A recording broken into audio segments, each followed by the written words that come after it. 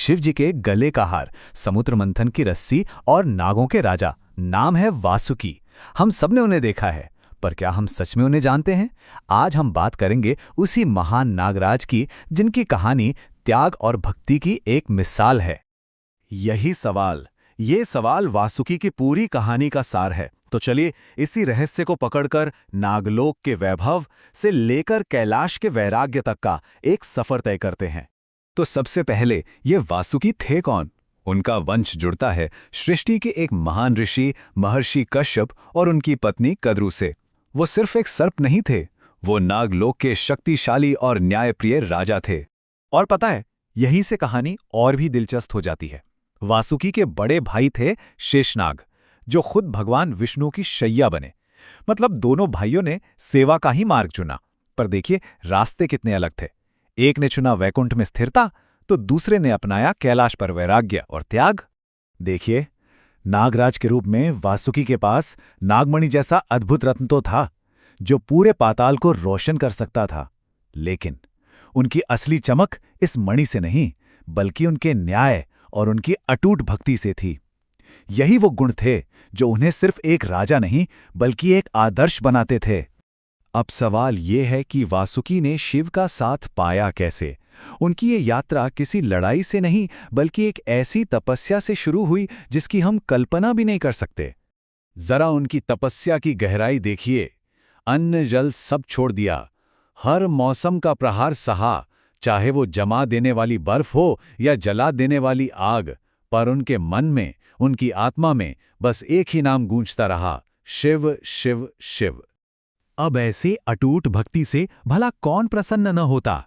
स्वयं महादेव उनकी तपस्या से पिघल गए और उनके सामने प्रकट हो गए। उन्होंने वासुकी को कोई भी वरदान मांगने की आजादी दी। और यहीं वासुकी की महानता का सबसे पहला सबूत मिलता है। उन्होंने कोई साम्राज्य नहीं मांगा, ना अमरता का वरदान। उन्होंने मांगा तो बस अपने भगवान का साथ, उनकी सेवा का एक मौका। और शिव ने उन्हें वो जगह दी जो किसी और को कभी नहीं मिली। उन्हें अपने गले का हार बना लिया। लेकिन शिव का आभूषण बनना सिर्फ एक सम्मान नहीं था, ये एक बहुत बड़ी जिम्मेदारी भी थी। और इस जिम्मेदारी की सबसे बड़ी परीक्षा हुई सृष्टि के सबसे बड़े घटनाक्रम, यानी समुद्र मंथन के दौरान। हुआ यूं था कि ऋषि दुर्वासा के श्राप से देवता शक्तिहीन हो गए और असुरों ने स्वर्ग पर कब्जा कर लिया। तब पूरी सृष्टि को बचाने के लिए एक ही उपाय था, क्षीर सागर को मथकर अमृत निकालना। इस महायज्ञ के लिए मंदराचल पर्वत को तो मथानी बना लिया गया, पर उसे घुमाने के लिए रस्सी कहाँ से आती? कोई ऐसी रस्सी जो एक पूरे पर्वत का खिंचाव सह सके। तब सबकी नजरें वासुकी पर गईं और उन्होंने सृष्टि के कल्याण के लिए खुद रस्सी बनना स्वीकार कर लिया। मंथन शुरू हुआ और सागर ने एक से बढ़कर एक अद्भुत तोहफे देने शुरू कर दिए। कामधेनु गाय, अप्सराएं, स्वयं देवी लक्ष्मी और आखिर में अमृत का कलश लेकर भगवान धन्वंतरी प्रकट हुए। देवों और असुरों में तो मानो खुशी की लहर दौड़ गई। लेकिन अमृत से ठीक पहले समुद्र ने उगला अपना सबसे भयानक रहस्य, हलाहल।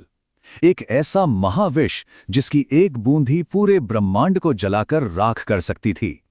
सबकी सांसें रुक गईं, हर तरफ बस डर और निराशा थी। जब सबने हार मान ली, तब आगे आए महादेव।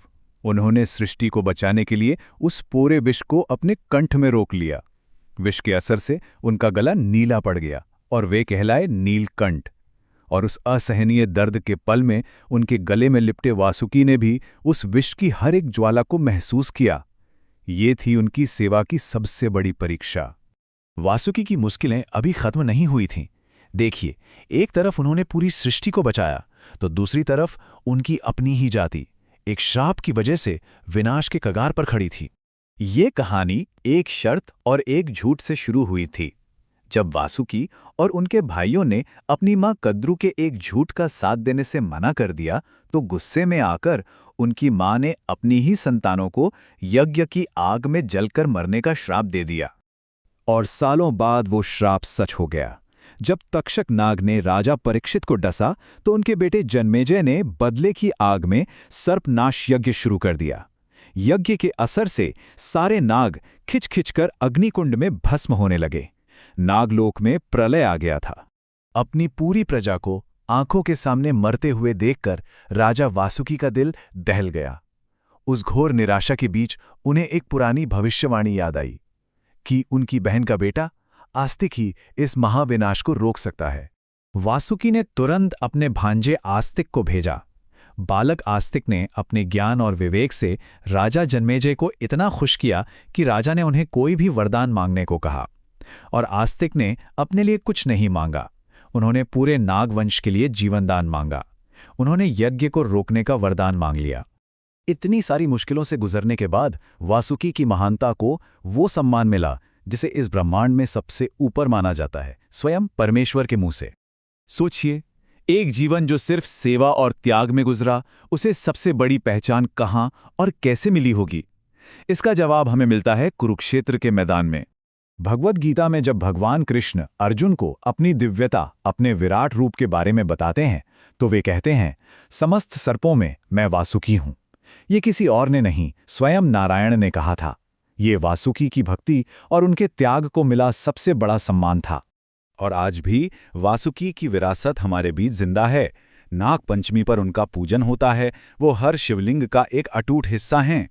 उनकी कहानी हमें यही सिखाती है कि सच्ची महानता किसी पद या शक्ति में नहीं, बल्कि बिना किसी स्वार्थ के सेवा करने और धर्म के रास्ते पर चलने में है।